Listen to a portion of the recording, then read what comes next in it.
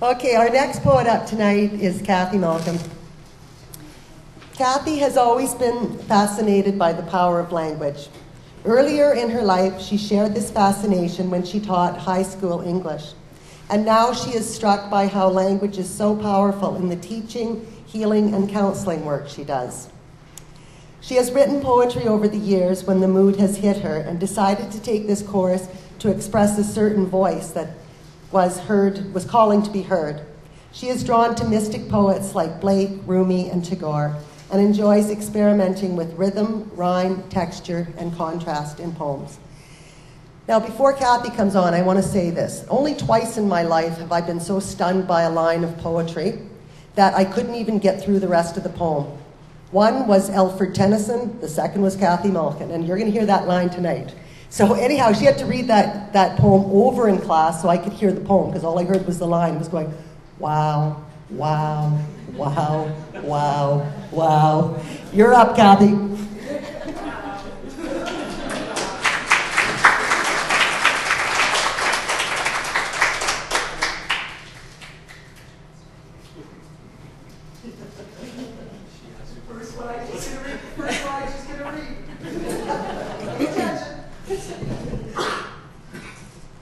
No pressure.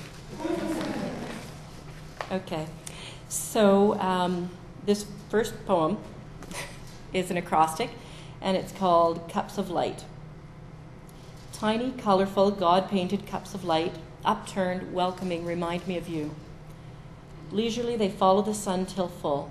In time, they grow still, preparing for shut-eye, pausing at the end of the day to turn inward, close up, sacred reflections of life's divine sparks.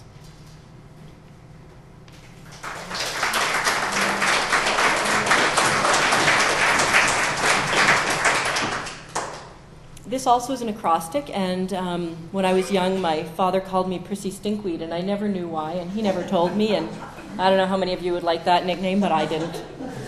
So the poem, though, is called Now I Know What Daddy Knew.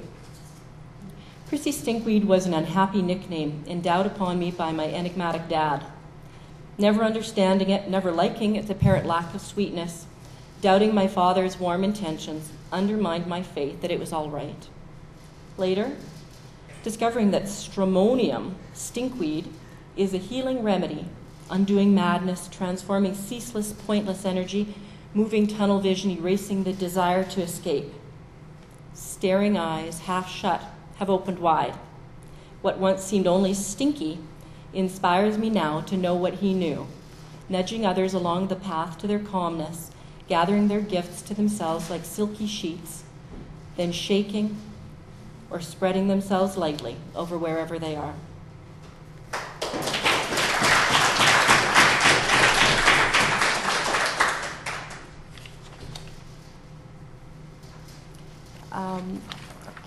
This one also is an acrostic. It's called Awaken to Your Dream. Yesterday you blinked your eyes, only to awaken in a dream of unknowing, wondering what in heaven led you here and what to do next. Let yourself breathe and settle into yourself. Kaleidoscopic images sift through your sight. Now you begin to welcome the silence, opening to its messages meant for you, whispering assuredly to you what you remember now that you have always known.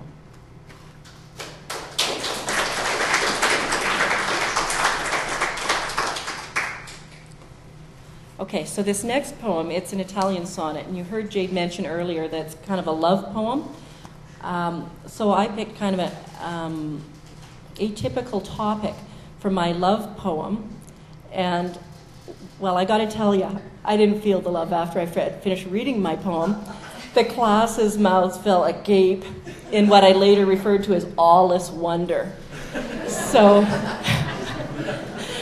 I realized that probably, and I had to do several minutes of educating about what my darn poem was about afterwards. So I'm just going to ask for a show of hands right now. Who here knows what geocaching is? Anybody? Anybody? Okay. So geocaching is kind of a high-tech treasure hunt thing where you use a global positioning system device of some sort to find caches or treasures that millions of people worldwide have hidden. There are 800,000 geocaches hidden around the world, and you can go on a website and find the information, the coordinates, based on older military-style maps, where you can go pretty much anywhere we've been. We've found geocaches, and anyways, go and seek them out and find them. So not too long ago, my family, my husband and daughter and I, got involved in geocaching and found it to be quite exciting and quite an interesting way to spend some time. So that's what this love poem of mine is about. So here it's called Geocaching, My Crazy High-Tech Love.